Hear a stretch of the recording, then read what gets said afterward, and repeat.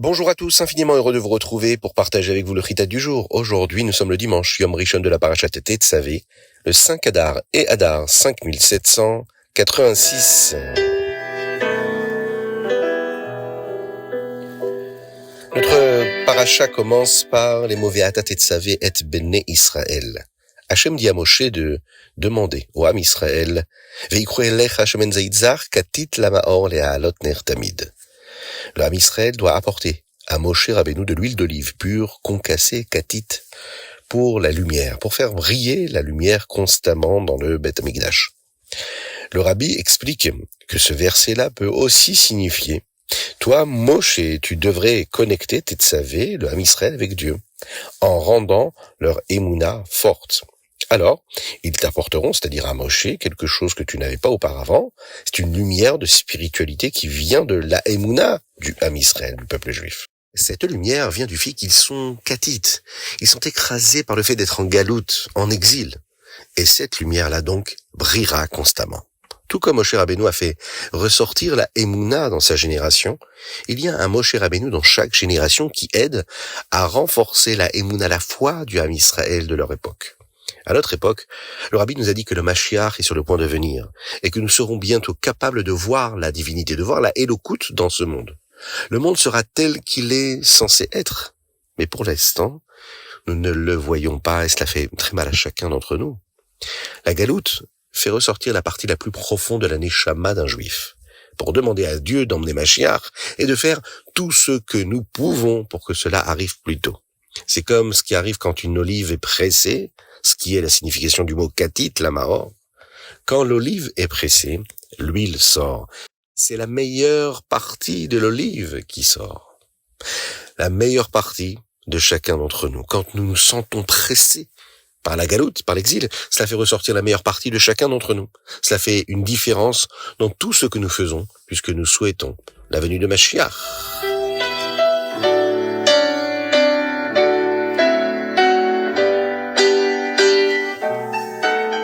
Dans la paracha de la semaine dernière, nous avons commencé à apprendre comment Akadosh Baruch Hu a donné à Moshe Rabbeinu les instructions sur la façon de construire le Mishkan. Aujourd'hui, dans le Rishon de la paracha Tetzavé, nous apprenons l'allumage de la Menorah et nous commencerons à apprendre ce qui concerne les vêtements des Kohanim. Akadosh Baruch Hu s'adresse à Moshe de la façon dont il doit fabriquer le type d'huile d'olive que nous devons utiliser pour la Menorah. Nous ne devrions par exemple utiliser que l'huile qui sort lorsque la peau de l'olive est brisée pour la première fois en étant pressée, première pression, avant que les olives ne soient écrasées par quelque chose de lourd ou ne soient broyées. Voici comment la Menorah doit être allumée. Le Kohen doit maintenir la flamme proche de la mèche pendant suffisamment de temps pour s'assurer que la mèche brûle d'elle-même. Les Kohanim doivent mettre suffisamment d'huile dans la Menorah pour qu'elle brûle toute la nuit. Maintenant, Akadosh Baruch Hu parle à Moshe des vêtements que les Kohanim doivent porter. 8 vêtements spéciaux pour le Kohen Gadol et 4 pour les autres Kohanim. Et aujourd'hui, on nous parle du éphod.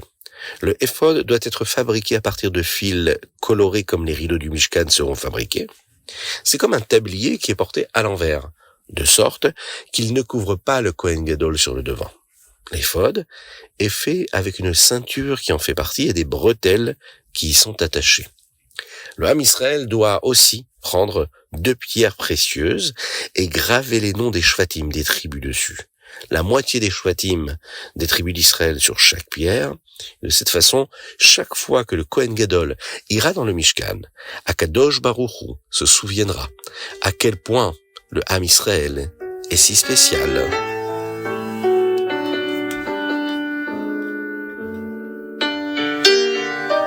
Tehillim. Dans le Tehillim d'aujourd'hui que nous lisons pour le Yom et nous lisons du Tehillim 29 au 34 du Tehillim Chavtet au Tehillim Lamed Dalet. Il y a un verset qui dit ceci: Hachem oz le'amo yiten, Hachem yavarech et amo bashalom. Hachem donne la force à son peuple, Hachem bénit son peuple par la paix, par le shalom. Qu'est-ce qu'Hachem nous donne exactement? De quoi il s'agit ici? Dans la Torah chez Baal Pé, la Torah orale, nous apprenons que ce verset parle de la Torah. Les sages expliquent que Oz, la force, signifie la Torah. Hachem nous donne la Torah, ce qui nous donne donc de la force. Et comment la Torah nous donne-t-elle de la force? Eh bien, quand nous étudions la Torah, et que nous savons que les mots de la Torah que nous prononçons sont les mots qui ont été dits par Moshe Rabbeinu sur le Har Sinaï, des mots qui nous ont été révélés par les tzadikim, les chachamim, à travers toutes les générations, eh bien, nous saurons que nous prononçons leurs mots exacts. Ces mots saints donnent de la force à notre neshama et rendent notre yetzer-hara plus faible. C'est ainsi que nous sommes capables de réussir dans notre shlichut, notre mission, à chacun.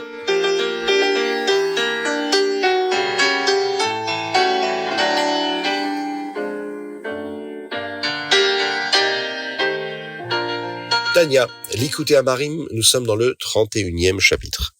Nous étudions aujourd'hui la question de la hitbonenut, la méditation, la réflexion. C'est un processus de pensée que nous pouvons utiliser lorsque nous ne sentons pas intéressés par le fait de prier avec effort, avec avoda, et de combattre le Yetzirah, comme par exemple en cherchant des moyens d'avoir de la hitkafia. La hitkafia, nous en avons parlé. La hitkafia, c'est une forme d'autodiscipline. Le Rabbi Shlomo Zalman nous donne ici un conseil, à savoir que nous devrions penser à des choses qui nous font sentir humbles. Nous l'avons vu hier. Et dans le Tanya aujourd'hui, le Rabbi Shlomo Zalman nous dit que même si ces pensées d'humilité peuvent nous apporter un moment de tristesse, ça peut passer. Pourquoi? Parce que cette tristesse brisera l'orgueil du Yetzirah, qui va nous empêcher de faire notre avodat Hashem correctement. Mais cette tristesse n'en est pas une. Un juif n'a pas le droit d'être triste. C'est plutôt une forme d'amertume, de regret. Et si nous faisons cette hitbonenut correctement, cette réflexion correctement, eh bien ces pensées non seulement ne nous rendront pas tristes, mais elles nous emmèneront à avoir plus de vitalité, à servir Dieu de la meilleure façon. Cette hitbonenut-là va fonctionner de meilleure manière si nous l'utilisons à des moments précis. À savoir, quand le Yetzirah nous empêche de faire notre avoda correctement, ou quand nous sommes déjà d'humeur triste pour des questions diverses et variées, alors on va profiter de ce moment-là de tristesse, de mélancolie, pour le diriger vers une réflexion sur notre avodat Hashem. C'est un bon moment pour faire cette hitbonenut, cette réflexion, qui peut nous aider de nombreuses façons. En fait, en faisant cela, nous utiliserons cette humeur pour une bonne chose, et alors Akadosh Baruch Hu enlèvera les sentiments qui nous rendent inquiets ou contrariés, et ils seront utilisés pour raviver cette vitalité pour notre avodat Hashem.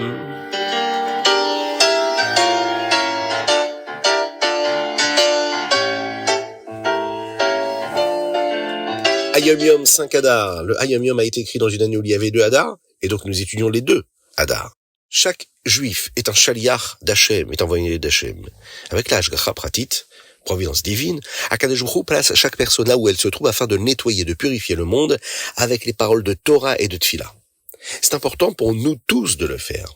Dans de nombreux endroits, dans les Igrot Kodesh, ces fameuses lettres du Rabbi de Lubavitch, le Rabbi dit aux gens d'avoir un chapitre de Tanya avec eux, c'est-à-dire de le connaître, de le saisir, de le maîtriser par cœur, et quelques chapitres de Mishnayot qu'ils connaissent par cœur, afin que, pendant leur temps libre, où qu'ils soient, ils aient des mots de Torah auxquels ils peuvent penser et qu'ils peuvent réviser.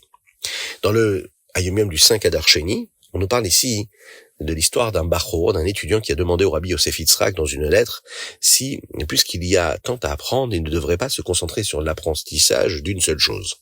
Le Rabbi Yosef Yitzhak lui explique que non seulement nous avons besoin d'apprendre tout ce que nous devons étudier, c'est-à-dire toutes les parties de la Torah, mais également que chaque partie de la Torah aide l'autre à être comme elle devrait l'être.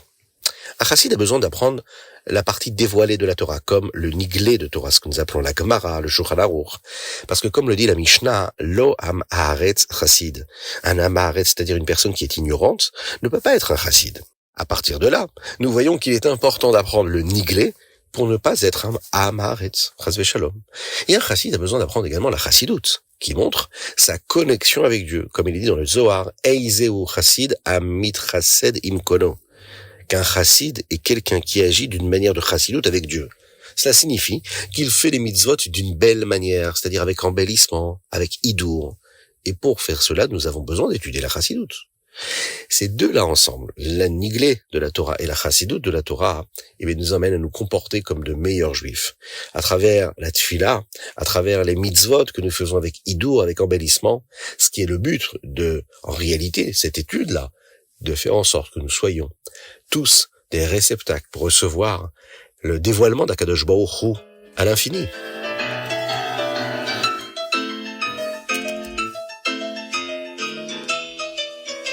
Rambam, Ilchot Tshuva, et nous étudions également les lois de Kriyat Shema. Dans le Perek Yud ici, le Rambam nous dit que la meilleure façon de servir Dieu est l'Ishma, c'est-à-dire pour l'action elle-même, parce que Dieu nous l'a demandé, et non pas pour la récompense qu'elle pourrait nous apporter. Ça n'arrive pas tout seul, ça demande du temps, du travail, des efforts. En attendant, une personne sert d'abord Dieu pour des récompenses et des prix, jusqu'à ce qu'elle apprenne comment servir Dieu, l'Ishma. Le Rambam le dit dans les mots aujourd'hui. Plus nous apprenons sur le judaïsme, sur la Torah et sur Dieu, et plus nous l'apprécierons. Et plus nous l'apprécierons, plus notre amour pour Dieu et notre avodat Hashem sera plus grand et donc plus sincère et donc désintéressé. Maintenant, nous avons terminé le Sefer Mada, c'est-à-dire le livre de la connaissance, cette partie du Rambam, et nous commençons le Sefer Ahava. Dans le Perek Aleph des Ilchot Kriyat Shema, nous apprenons la mitzvah de dire le Shema Israël le matin et le soir. Le Rambam nous dit à ce sujet que Yaakov Avinu a demandé à ses fils, avant de décéder, si tous croyaient en Dieu. Ils ont tous répondu, Shema Israël. Écoute notre Père Israël, Hashem Elokeinu, Hashem Echad. Nous croyons tous en Dieu, il est unique. Quand Yaakov Avinu a entendu cela, il a dit, Baruch Shem Kevod Malchuto Leolam Vaed, pour remercier Hashem. Dans le Perek Bet, ici, le Rambam nous dit comment dire le Shema. Nous devons nous assurer d'avoir de la kavana, une bonne intention quand nous disons, surtout la première ligne du schéma. Sinon, nous devons le dire à nouveau. Si une personne travaille et réalise qu'elle va bientôt manquer le moment de dire le schéma à temps, elle doit arrêter de travailler pour pouvoir dire le Shema Israël correctement.